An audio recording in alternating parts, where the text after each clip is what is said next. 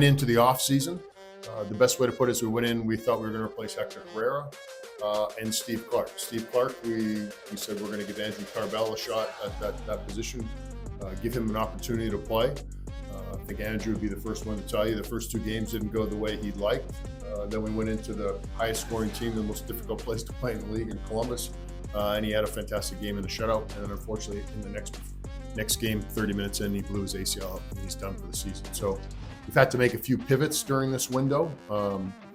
The other guy, of course, was Hector Herrera. That was one thing we did in this window we're pretty proud of and pretty happy and excited to see how Jack McGlynn, who we brought from an interleague trade, cash trade, we're calling that from our league. And Jack McGlynn came to us.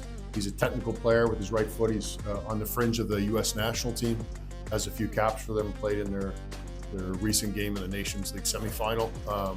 Very good technical player. We pushed him higher up the field. We think he can be a 10 setting up a final pass, and we're excited about his future and how he's going to perform for our club. So we went into this offseason with that. We were really tight against the cap. I think we were actually at the least amount of cap space, least amount of what's called general allocation money to be able to use. And then we, as Mike Tyson likes to say, got punched in the face. For good for some part of it's good, but the hard part about it is the recruitment. We got an offer that was a club record for Coco Carrasquilla to go to Pumas, something that we'd been, for a while, he'd been trying to get a move outside of the league, and we had a number set, and the club met that evaluation of him, which was a club record for us at the time. And then literally within 10 days, we got an offer from Mikel, who was a left-footed center back for us, and I would argue probably our most valuable player from 2024. And we lose him about 8-9 days before the season starts. So I give Ben Olsen a lot of credit, keeping us in the playoff hunt. Nobody's happy where we are, but he's kind of held this group together and given us a little bit of time to go out and try to find replacements for these guys. So we've moved Jack up into Coco's position. So we've given a young kid, Brooklyn Rains, an opportunity to play in the middle with Junior Urso, kind of his cover. And then we've got Pablo Ortiz, Colombian center back that is finally in the building. We've had work permit difficulties, but today's first day with the full team, so we're really excited about him. He's a left-footed center back like Mikel, very athletic like Mikel, probably an inch or two taller than Mikel, very good passer on the ball, maybe not as strong as Mikel is, but a guy we have a lot of hope in that can fill that role. And with these things happening and changing, what it's opened up is some doors. I talked about Brooklyn Rains, but Femi Owadusu is a young kid that we didn't expect to be starting this year. We thought we could lead him in.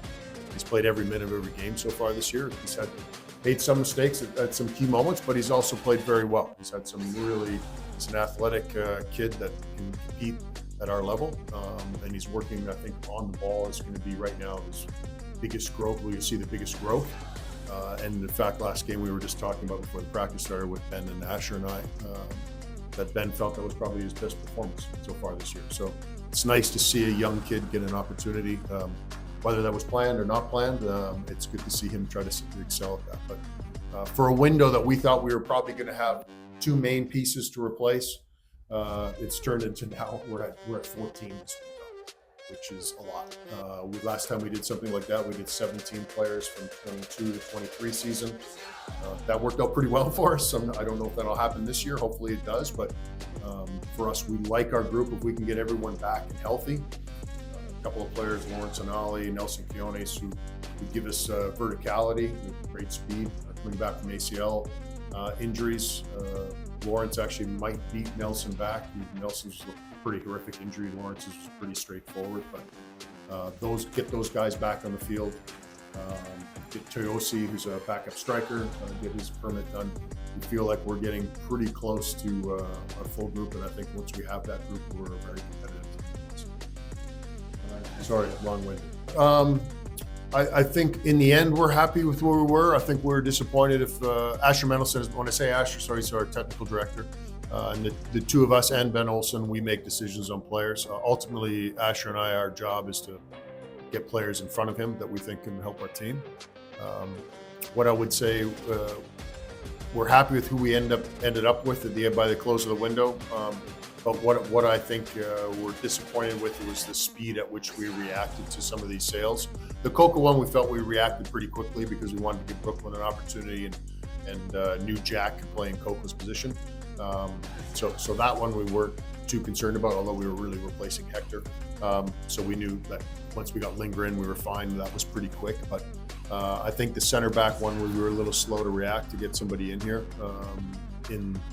In fairness to our scouting group, is we thought once the European window closes, so they have a transfer window as well, it closed. We were like, oh, good, there's Mikel, he's not going to Europe. And then a Brazil club comes in, and Palmeiras is a bright, smart club. They know what they're doing. It's also Mikel's childhood team, so it's like his favorite team. And they knew what the price was that we were looking for, and they came in with it. And they also knew they weren't going to get challengers from the European club, so they could keep the price relatively stable. So for us, I think that's when you ask about the window, I think when we reflect and look back on which we have been over the last few days since it closed, is that our reaction to it probably wasn't as swift as we would have liked. I think the players we've got in here now are great, and we're happy. And I think Linger's shown that so far, certainly in attacking position. I think Jack moving up has been a good addition, and an opportunity for Femi is good for us to know, but at the same token, we want to try to get better. So we put Ben in a pretty tough place to lose some key guys just before the season starts, and the fact that we're only I guess 3 points out of a playoff spot, 4 out of like 7th, is a testament, I think, to the hard work that he and his staff have done to keep us hanging in there. We've had a tough schedule to start the season too, and this weekend is no different going to LAFC. But after that, I think we're in pretty good shape, and we can go and try to attack the schedule.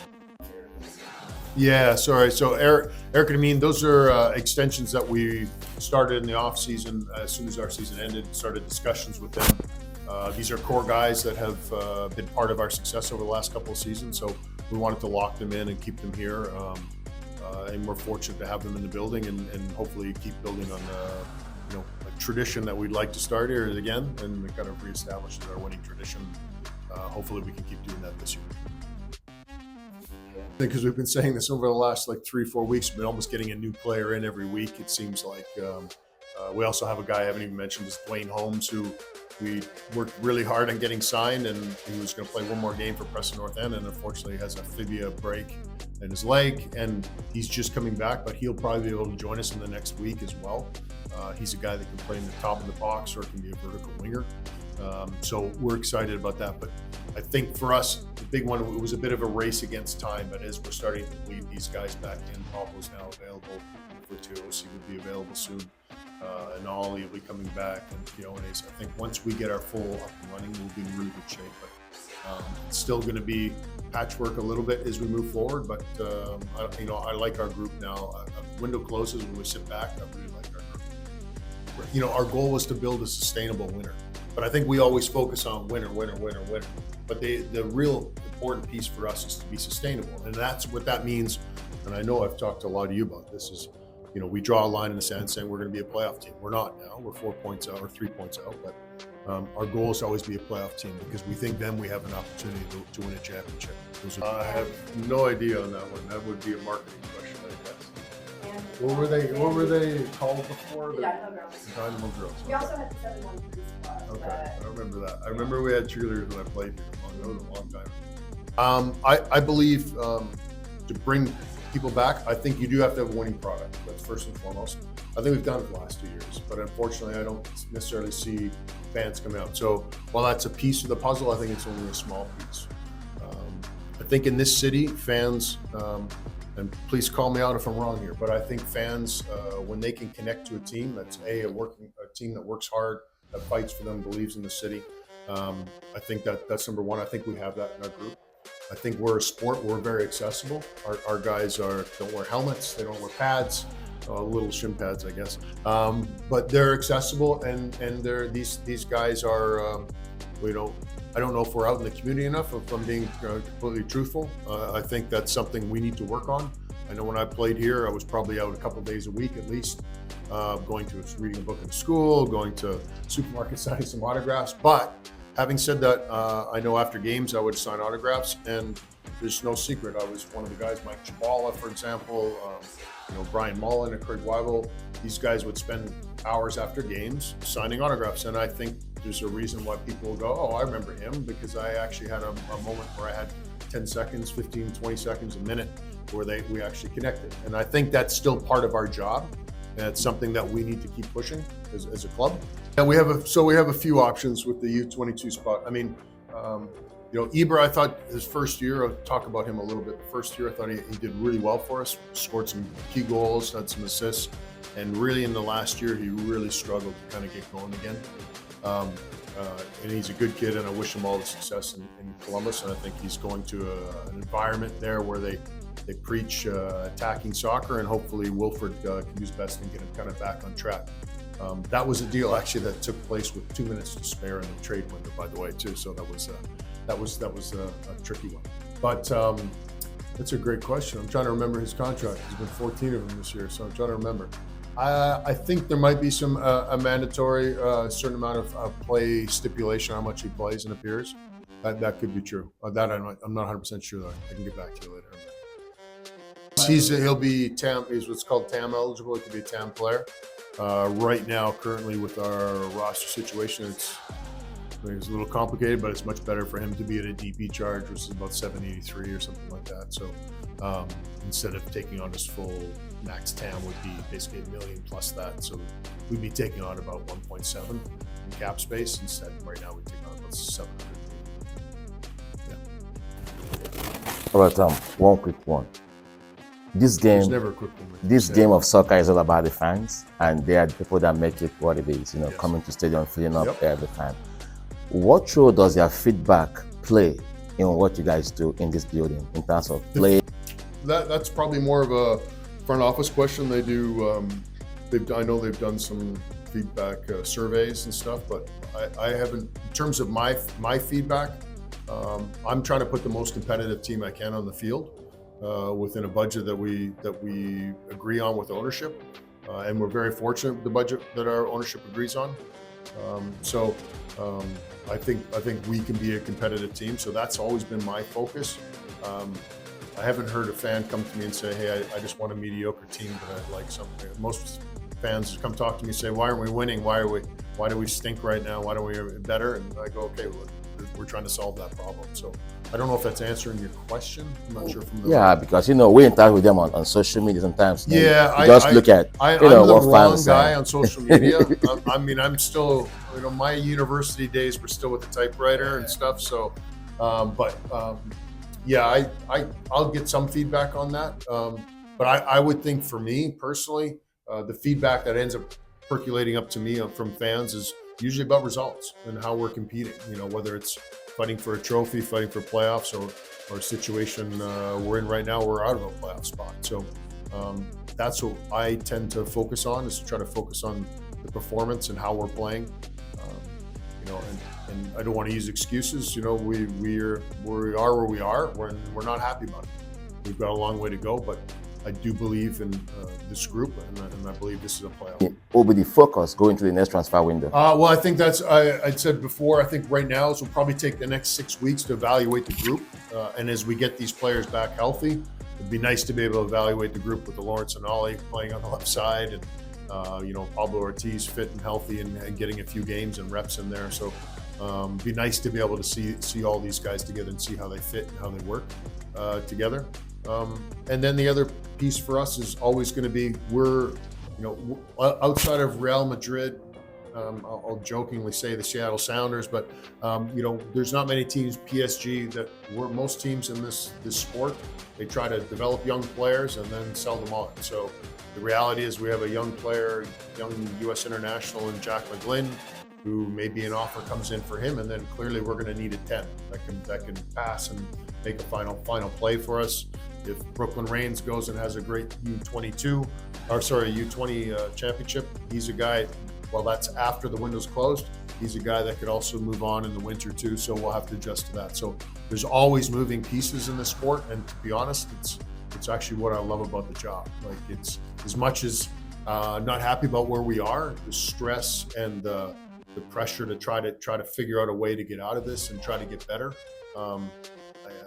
People ask, there's just nothing better. I mean, I love that part of the job. It's almost for me, it's at times when things aren't going well, I feel like that's the time when you can have more of an influence on the group and try to stay calm and try to figure out a solution rather than panicking and running around these hallways and screaming and yelling at everybody. So I enjoy it. I'm really fortunate to be. He could play on the wing. We do see him as a number 2, and he knows that coming in. But there's also going to be moments in time where maybe we play with 2 strikers, for example, down a goal late in the game, or even defending sometimes because we defend in a 4-4-2. He's a hard worker. He's a powerful kid. He can get in. He certainly can get in the box. He can run behind. He's probably a little faster than Ezekiel is, so he can stretch the line. So he's a different profile than Ezekiel. So we have, as I mentioned, in May alone, we have 8-9 games in May. So we're hoping to get his visa done as quick as possible. I think this was a long off season for Eric in terms of he's a European player.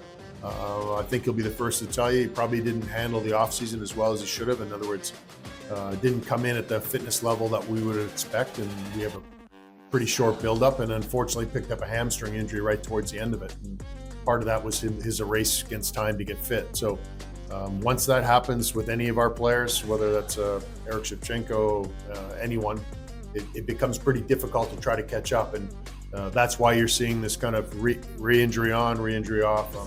I think we're ahead of it now. I think Eric's ahead of it now. We shut him down, probably the detriment to our group. When he's on the field, we're a better team, as we were when Hector was on the field. So it's soft tissue injury. You know, Hector's was a little different. His was more of just a wear and tear on his knee. This is more the 12 guys, 10 to 15 guys. And we'll see clips and highlights, and we'll talk through it a little bit more with the scouts, and they'll watch a little bit deeper. And, Asher and I will go in a little bit deeper on a few. And by the time we get to Ben, it's usually down between 2 and 4 players that we like and we feel will help and fit the mold. And then Ben will kind of rank those guys and maybe toss 1 or 2 out. But if we bring a player into this club, you can be confident from the outside that Ben, Asher, and myself, all 3 of us have agreed on that player. So whether he's successful or not, it's not Ben's fault because he's not getting the most out of him. It's not Asher's fault because it's all 3 of us. We all take blame, and if he does well, then we get to pat each other on the back and tell each other how great we are at our jobs.